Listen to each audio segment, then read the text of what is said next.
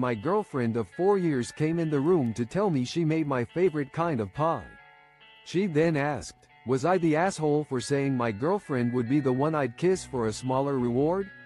Yesterday was my 24th birthday, and after a long day at work, I was unwinding by watching TV when my girlfriend of 4 years walked into the room with a surprise. She made my favorite pie. She then posed a question to me. Would I rather kiss her for $100 or kiss the hottest girl I know for $700? I took the question at face value and said I'd choose her for the smaller sum. My girlfriend got visibly upset, seemingly because I didn't call her the hottest girl I know. She stormed off to our room and has refused to talk to me ever since. I see this as a trick question, and I'm not sure why she's so angry. Was I the asshole in this situation? Edit. I should mention that we've been together for 4 years now, and I genuinely care about my girlfriend. I'm not sure why she's taking this so seriously. Update. I'm still trying to figure out what I did wrong. I thought it was a lighthearted question, but it seems to have caused tension in our relationship. I'm open to any advice or insights that can help me fix. Don't fill it out in blue ink. Sure, this is a more lighthearted example of malicious compliance, as it was literally done as a joke. So one of my teachers fills out some paperwork in light blue ink. Unfortunately, this did not photocopy well. The vice principal gave her the, "It seems I can accommodate that unusual request." This is an amusing instance of a lighthearted approach to malicious compliance. A colleague of mine had filled out a document in light blue ink, but unfortunately, it didn't reproduce well on photocopies. Our vice principal kindly returned the copy with a note stating, "Please refrain from using blue ink, as seen in this photocopied version." I happened to notice a yellow pen on the desk and made a lighthearted suggestion, saying, "Why not use that one instead?" My colleague thought it would be a funny joke, so she filled out the form in yellow ink and added a note that read, "I didn't use blue ink," accompanied by a smiley face. The vice principal found it quite amusing. AITA for not bringing coffee? I think this is a pretty simple scenario, but I am not sure, and my girlfriend is mad at me. I have been dating my girlfriend for 4 months. I was on my way to her apartment this past weekend and was running late. I am not a morning person, so am I the asshole for forgetting the coffee? I'm not sure if this is a trivial matter, but my girlfriend is upset with me. It's been about 4 months since I've been dating my girlfriend. I had plans to visit her at her apartment last weekend, but I ended up being behind schedule. Given that mornings are not my favorite time of day, I made a quick stop at Starbucks on my way to her place to grab a cup of coffee for myself. When I arrived, she got excited, probably expecting me to have picked up a cup for her as well. However, I informed her that it was just for me. She became upset, and even though we still spent the day together, I feel like my thoughtless mistake might have affected the overall mood of our outing. Am I the asshole for not bringing coffee without being asked to do so? I didn't commit suicide yesterday. I'm having a really rough patch in life, but today I'm proud of myself for having the courage to stay alive and keep going. Yesterday I was at an all-new low point and was ready to say goodbye to everything. I wrote a note to tell everyone it was. Yesterday, the darkness nearly consumed me, but today I'm standing tall. Life has been incredibly challenging lately, but I'm taking pride in the strength it takes to keep moving forward. Yesterday, I hit a rock bottom that felt unbearable, and I was at a point where I felt like surrendering to the pain. I wrote a note, hoping to ease the burden on those I care about, and I had a plan in place for what I thought was the end. However, the overwhelming emotions finally caught up with me, and I was able to break down, letting the tears wash away the desperation. And here I am, still standing, though my heart is heavy with sorrow. Edit. I want to express my gratitude to everyone who offered words of encouragement. They carry more weight than you might realize, and they've given me the courage to keep going. I pretend I'm asleep around my boyfriend. I discovered that whenever I fall asleep on call with him, sometime after, he'll give me a kiss and talk about how much he loves me. The first time I wanted to spring up and say, "Haha, I heard that. I love you too," but I felt so warm and A gentle deception in my relationship in recent times. I found myself feigning slumber whenever my boyfriend and I are on a call together. It's only after I've dozed off that he tends to express his affection by giving me a gentle kiss and sharing how much he cares for me. Initially, I was tempted to wake up and respond to his sweet words, but something about his tender gestures left me feeling peaceful and content, and I found myself reluctant to break the spell. As I reflect on my relationship, I'm reminded of the immense love I have for my boyfriend. This is the first time I've been in a healthy partnership, and I'm struck by how kind and caring he is towards me. While I should perhaps be honest and acknowledge his affection, I must admit that I'm hesitant to shatter the illusion. So, I'll continue to pretend to sleep, allowing myself to be on the receiving end of his loving gestures, and bask in the warmth of our connection. My high school bully died today. Everyone is making the typical, "Rip gone too soon," posts on social media. I want to comment, "Rest in peace, asshole. Will never forget the day you punched me in the chest out of nowhere, then shoved my half-conscious body into my locker." A person from my high school past has passed away. Social media is filled with the usual sympathetic messages, but I'm struggling to muster up any condolences. I'm tempted to respond with a comment that reveals the truth about our troubled past. May they finally find peace, but I won't soon forget the time they ambushed me with a vicious punch and then threw me into my locker while I was struggling to stay conscious. Or the occasion when they locked me in a trash can, holding the lid over me for what felt like an eternity as I begged for mercy. I'm urging people to treat others with kindness and compassion, for their sake as much as anyone else's. This person's life came to a close, and I'm relieved that justice has been served in a way that's hard to ignore. There, I've unburdened myself. My small restaurant is up for a best sandwich thing on an online poll, and I know I shouldn't care at all, but I definitely want to win very badly. Doing my best to keep my cool about it, but I really want to see my name in the one slot. We are currently 3 out of 20. And I will mow. Despite its insignificance, my humble eatery, I Like Food in Ridgewood, Queens, has somehow become a contender in an online poll for the best sandwich. I'm trying to appear nonchalant, but the truth is, I'm intensely invested in this outcome. As the results stand, I Like Food ranks 3rd out of 20, and I must admit that I'm secretly itching to claim the top spot. While I'll likely maintain a facade of indifference for the time being, the reality is that I'm eager to see my name shine at number 1. I appreciate the kind words of encouragement from those who've reached out. Regrettably, I won't be sharing the poll link with the public. I'd prefer to have earned this recognition through genuine local support from our loyal customers, rather than relying on external influence. If you're curious about our spot, you can find us in Ridgewood, Queens. Edit none update none TLDRI Like Food in Ridgewood, Queens, is competing in an online poll for the best sandwich and is secretly eager to take the top spot. No unnatural hair color. Worked as a waiter at a restaurant a few years ago. I had the ends of my hair dyed green, and the regional manager repeatedly pressured me to dye it back or trim that bit. Eventually I shaved my entire head, which did remove the offending hair color. A dye dilemma with the workplace. A few years back, I was employed as a server at a restaurant. During my tenure, I had styled my hair with vibrant green tints at the ends. However, my regional supervisor frequently brought up the topic of dyeing my locks back to their natural color or cutting off the dyed sections. The persistent pressure eventually prompted me to take drastic measures. I completely shaved my head, effectively erasing the offending hair color. My store manager, a middle-aged man struggling with thinning hair, opted for a closely shaved head. Given that I presented as a young woman, the situation took on a different connotation, and I could sense a degree of discomfort emanating from him.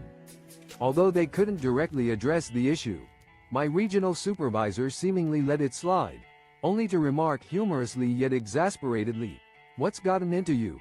during a subsequent encounter, effectively closing the matter. Edit. This story has been shared in various platforms, but its authenticity remains uncertain. Update. A similar situation was reported by another employee. who also had to deal with pressure from management due to their hairstyle. TLDR. A server faced workplace pressure to change their hair color, eventually leading to a drastic fire after almost 15 years because of a mistake found in an audit yesterday. At the end of the workday, I was informed not to come in today because during an audit they found a mistake I had made in 2011 when dealing with a 401k. I work in payroll in Ohio. They are not giving M. Sudden termination. After nearly 15 years, I received an unexpected call yesterday, just as I was leaving work, informing me not to return today due to an audit that uncovered an error I made in 2011 while handling a 401k in the payroll department. My 15-year tenure with the company has come to an abrupt end. As I navigate this difficult situation, I've learned that I won't be receiving any severance pay or paid vacation time. Given this unsettling development, I'm left wondering if there's anything I can do about having my accrued vacation time paid out. Update. I've been reviewing my employment documents, but I'm concerned about accessing the original paperwork I signed when I first started working, along with a copy of the employee handbook. Is it mandatory for the company to provide me with these documents? TLDR. After nearly 15 years in payroll, I was let go due to a 2011 error discovered during an audit. I'm seeking advice on whether I'm entitled to paid vacation time and if the company is obligated to provide me with certain employment documents. What do you mean I can't drive my car? I've been a mechanic my entire working life so far, and this is one of my favorite experiences. I had a customer come in complaining about a vibration. I put the vehicle on the lift and checked the front end. I found a nearly broken tie. You're telling me I can't drive my car? As a seasoned mechanic, I've had the pleasure of dealing with all sorts of situations, but this one takes the cake. A customer came into my shop, complaining about a strange vibration in her vehicle. I put the car on the lift to take a closer look and discovered the issue was more serious than she thought. A nearly broken tie rod and a faulty rack and pinion had left the passenger side front wheel hanging precariously by a thread. I warned her that it was not only a safety hazard but also a ticking time bomb waiting to cause a major accident. I presented her with the bill for the necessary repairs and advised her that it was unsafe to drive. But she was adamant that she needed to get on the road, and she asked me to put the car back together so she could leave. I politely but firmly declined, explaining that if the car broke down after I let her go, I could be held accountable. She became irate, threatening to call the police and claim I was trying to extort her. She even claimed that her cousin's brother knew someone with connections to the police department and I'd be arrested. Needless to say, she called the authorities and they arrived to assess the AITA for telling my wife and in-laws to fuck off after they told me to stop cuddling my daughter. I have 3 kids, 15F, 12F and 7M. My oldest has always been a cuddler, and that suits me fine because I am too. Recently my in-laws were over, and we were all watching a movie together. Should I be in the wrong for telling my family to leave after they questioned my parenting? I have 3 kids, a 15-year-old daughter, a 12-year-old daughter, and a 7-year-old son. My eldest daughter has always been a cuddler, and I've grown accustomed to her affectionate nature. Recently, my in-laws visited, and we watched a kids' movie together as a family. My 15-year-old daughter was bored and tired, so she decided to snuggle up to me during the movie.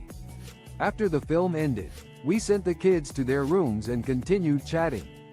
The evening was relaxed, with some wine being consumed, although I remained sober. During a lull in the conversation, my father-in-law made a comment about me being too affectionate with my 15-year-old daughter. To my surprise, my wife and mother-in-law agreed with him. I have a strong bond with my in-laws, and I consider them close friends. However, when they questioned my parenting, I felt it was essential to stand my ground. In a moment of frustration, I told them to leave and mind their own business, and retreated to bed. This was an uncharacteristic outburst for me, but Tifu by sending my kids to school with bruises. When I picked them up from school today, I was requested to go to the principal's office. First thing I thought was, what the hell did my dumbass kid do this time? Stroll on in only to find out that the administration was concerned.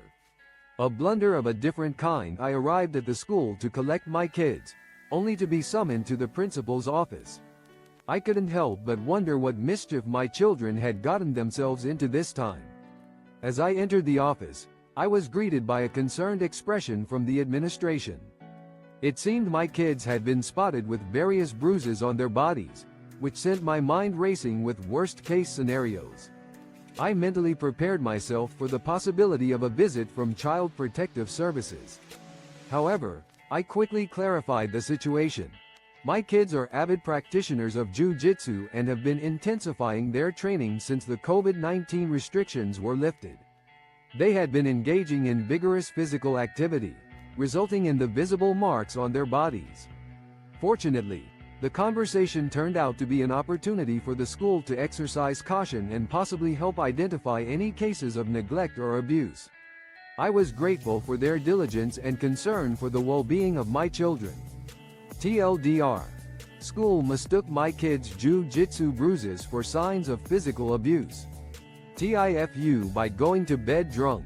So last night I went out as I do every Saturday. When I got there I met up with my friends and started the night with a couple of beers, but ended the night with a bit more than I could handle. After that I went straight home and instantly fell asleep. Saturday nights have their price. Last night, like every other Saturday, I met up with my friends at the local hotspot. What started with a few casual beers quickly escalated into an evening I'd rather forget. As I stumbled home, my plan was to merely rest on the couch, just for a moment. Before I knew it, I had dozed off. When I awoke around 5 a.m., my right arm felt stiff and numb, refusing to budge. Initially, I attributed it to sleeping with my arm under my head, a habit I sometimes fall into. However, this time my arm was pinned under my body's side, with my back pressed against the couch's backrest. As the numbness persisted, I enlisted the help of my parents. My mom, who's a doctor, promptly advised us to rush to the hospital. At the hospital, my condition slowly improved over the 2-hour wait. Nevertheless, my fingers and wrist remained somewhat impaired. After undergoing nerve tests, which I wouldn't wish on my worst enemy, I anxiously awaited the results. The doctor eventually returned with the diagnosis. I had damaged a nerve in my hip, likely due to my awkward sleeping position. The prognosis wasn't optimistic. I'd probably never be able to TIFU by letting my pregnant wife find out what submarines are really all about. So, the obligatory. This happened before my wife recently gave birth to our second child, and hormones were off the charts. My very pregnant wife wakes up and I am already awake, having made cough. I managed to botch things with my pregnant wife by sharing the harsh truth about submarines. It happened prior to my wife giving birth to our second child, when her hormones were in a state of chaos. I had already gotten up and prepared coffee for myself, as well as tea for my wife. As I sat there watching a PBS documentary about World War II submarines, she joined me with her tea and began to watch as well. Although my wife isn't particularly fond of history, I've been making an effort to fill in the gaps for her. However, it appears she had a lackluster experience with her history teacher and never quite grasped the concept of submarines being war machines designed to inflict damage. As I looked over at her, I was taken aback by the tears streaming down her face. She looked devastated, saying, "But I thought submarines were used for exploration and leisure, not for something so sinister." I attributed her reaction to hormonal fluctuations, but I had, in fact, ruined an otherwise peaceful morning. TLDR, my pregnant wife was emotionally shaken after learning about the darker side of submarines. Edit. It seems the situation escalated overnight. I'd like to extend my gratitude to those who empathized with the challenges of pregnancy brain and found this experience rel TIFU by dating my cousin for 5 months. You hear this story millions of times of people unknowingly hooking up with their relatives and finding out about this atrocity in the most awkward ways, and mine was no exception. Even had to create a new account cause it is so embarrassing. The family fiasco. A tale of unintentional relatives. You've likely heard stories about people unwittingly dating their distant relatives, only to discover the truth in the most cringe-worthy ways. Mine's no exception, and I've had to create a new account to avoid the embarrassment. I met a guy on Hinge with captivating hazel eyes, and I thought I'd found the one. After exchanging a few messages, we decided to go on a date, and before long, we were a couple. We spent about 5 months together until the bombshell dropped. We were related. As young adults living away from our families, we hadn't had the opportunity to meet each other's parents yet. Instead of the traditional, bring them home, introduction, we decided to have a dinner with both our families. You can probably guess where this is headed. To cut to the chase, we took our families out to dinner, and when my father stood up to introduce himself to his mother's sister, my boyfriend's aunt, his face turned ashen white. It took her a moment to catch on as well. Given the vast distance between our families, it was a chance encounter that our parents hadn't seen each other in about 30 years. I am no longer divorcing Roger. There were complications from his heart attack and he has passed away. I am conflicted. He was the love of my love but also a cheating piece of TR. A difficult inheritance. Confronting Roger's affair and its aftermath. As I navigate the complexities of my late husband Roger's estate, I am faced with a daunting decision regarding the child he fathered with his mistress. His passing, due to complications from a heart attack, has left me with mixed emotions. While he was the love of my life, his infidelity has left a painful scar that I struggle to reconcile. The child's mother, who is currently abroad, seems unlikely to return and take custody. In the meantime, the grandparents have expressed concern for the child's well-being and have sought my input on the matter. I have suggested that they consider placing the child up for adoption, but this proposal has been met with resistance. My own children have also expressed their disapproval, labeling my suggestion as cold and heartless. They argue that I should take a more empathetic approach, but I believe that since the child is not biologically related to me, it's the grandparents' responsibility to step up and care for their own flesh and blood. Given my status as the sole beneficiary of Roger's estate, I anticipate that lawyers will become involved in determining the child's financial support. I am willing to comply with any court-ordered arrangements. AITA for demanding the same Christmas present my stepbrother got? I sound like a real asshole, but I've completely lost my mind over this. I'm 17 and my stepbrother is 17. We both have our driving license. I just found out 5 days ago that my dad and stepmom bought a used car. Am I the asshole for expecting equal treatment at Christmas? I'm utterly bewildered and my anger is boiling over. My stepbrother and I are both 17 and have our driving licenses. We've just discovered a huge discrepancy in our Christmas gifts. I found out 5 days ago that my dad and stepmom purchased a used car for my stepbrother, while they only gave me a $600 gift card to Best Buy. At first glance, $600 seems like a substantial amount of money, but it pales in comparison to the car my stepbrother received. I genuinely feel that this is an unfair and unjust situation. I'm so furious that I've moved in with my mom full-time. My dad claims to be genuinely sorry and is currently searching for a car for me, but it may take some time. I've responded by saying that I'll reevaluate our relationship once he shows that he's willing to be fair and equitable. My stepbrother messaged me, advising me to calm down and offering the use of his car. He also urged me to stop complaining and ruining everyone's holiday season. I shot back, telling him to leave me alone and get back in his car.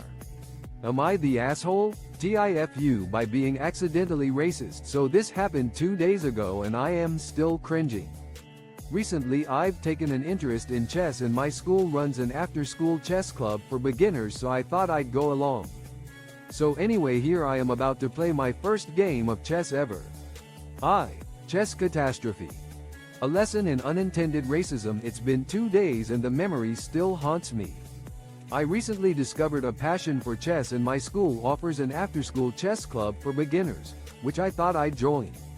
I took my seat at the board, eager to play my first game. My opponent sat across from me, and I should mention that my opponent was of African American descent. The chess instructor began. The first rule of chess is that the whites go first. As I pondered this, I thought, that does seem somewhat discriminatory. However, considering the game's age, I rationalized that the rule might be rooted in tradition. With that in mind, I moved a pawn forward and looked up, expecting my opponent's response. Instead, I was met with a mixture of confusion and shock, accompanied by laughter from the onlookers. It took me a moment to grasp the issue at hand. "Oh, you meant the pieces," I muttered sheepishly. The instructor nodded, but it was too late. The damage was done, and I had inadvertently offended everyone in the room. TLDR whites going first in chess refers to the pieces, not the players. TIFU By communicating with my wife, you know how one of the most important parts of a healthy relationship is communication. That thought was on my mind this morning when I woke up next to my wife. The morning sunlight made her skin glow with an aura I'm sure one could only see. Relationship fumble in any strong partnership. Effective communication is essential for long-term success. I was reminded of this as I awoke to a serene morning with my wife beside me. The warmth of the rising sun cast an ethereal glow on her skin. Getting out of bed as quietly as possible, I attempted to preserve the peaceful atmosphere. However, my desire for closeness eventually took over, and I gently positioned myself beside her. As I rested my head next to hers, my gaze locked onto her captivating blue eyes, even though they were still closed. The tranquility of the moment was palpable. It seemed my presence roused her, and her eyes gradually opened. The gentle smile she offered in response was a beautiful sight to behold. I smiled back, feeling grateful for the serenity of the moment. But then, my thoughts turned to communication, a crucial aspect of any relationship. I decided to express my concern, only to let it slip out in an unfortunate manner. "You never let me snuggle up close to you at night because I'm worried you'll inadvertently fart on me," I confessed. The aftermath has been silent. I, 38M, just found out that my brother, 19M, has been perving on my wife, 37F. Throwaway cause I'm still the only one that knows background.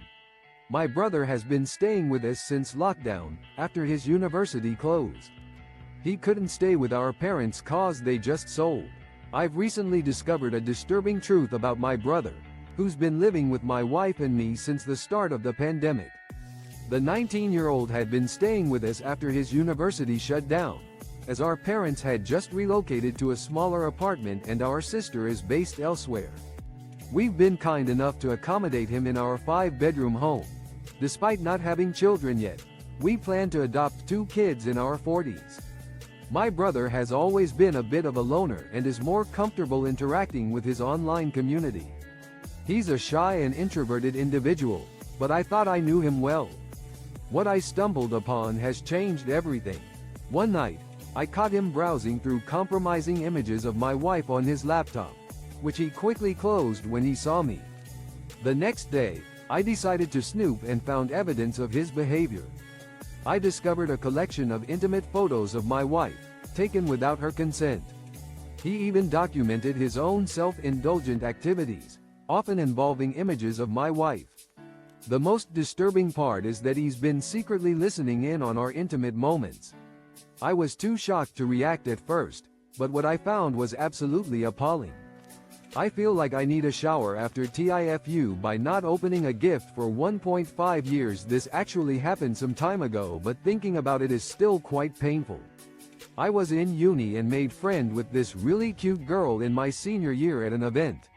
We got on well and I was really thinking about asking her out, BU.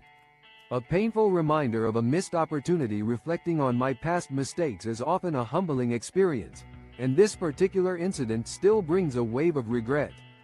During my university years, I had the chance to meet a charming classmate at a social event. We quickly formed a strong bond, and I found myself drawn to her. However, with graduation looming and her potential return to her home country, I decided to maintain a platonic relationship to avoid adding emotional complexity to our goodbye. As we said our goodbyes, she presented me with a thoughtful gift, a beautifully crafted box of homemade chocolate. The gesture was both touching and emotional, as I knew it was a symbol of her appreciation for our friendship. In a moment of hesitation, I chose not to open the box, largely due to its sentimental value and the beautiful craftsmanship that had gone into creating it. I rationalized that it was a small, seemingly insignificant decision, and I didn't think it would make a significant impact on her life. Months passed, and we parted ways. She returned home, started a new relationship, and eventually married. Meanwhile, I continued with my own life, meeting new people and forming new connections. It wasn't until I was cleaning my fridge years later that I AITA for telling my daughter she cannot introduce her African American boyfriend to her grandparents. Let me just preface this by saying this: I have absolutely no problem with interracial relationships. Now that the air is clear, let me continue. My daughter, Anna, has resin. Should I be judged for stopping my daughter from introducing her African American boyfriend to her grandparents? Before proceeding, let me make it crystal clear that I have no reservations about interracial relationships. Now that I've set the record straight, let me explain my perspective. My daughter, Anna, has recently begun dating an African American man, Jamal. Although I'm not typically considered open-minded, Jamal seems like a good person, and I'm content as long as Anna is happy. The problem is Anna is naive about the local community's views. While some people are accepting of their relationship, there are those who whisper disapprovingly, and a few have privately expressed their concerns to me. Given the prevailing attitudes, I'm aware of the potential backlash. My parents are planning to visit us for a week, and Anna expressed a desire to introduce Jamal to them as things became more serious. However, I firmly told her that wouldn't happen. I know my parents would be disapproving of the relationship, and if Anna were to introduce Jamal to them, they might react negatively.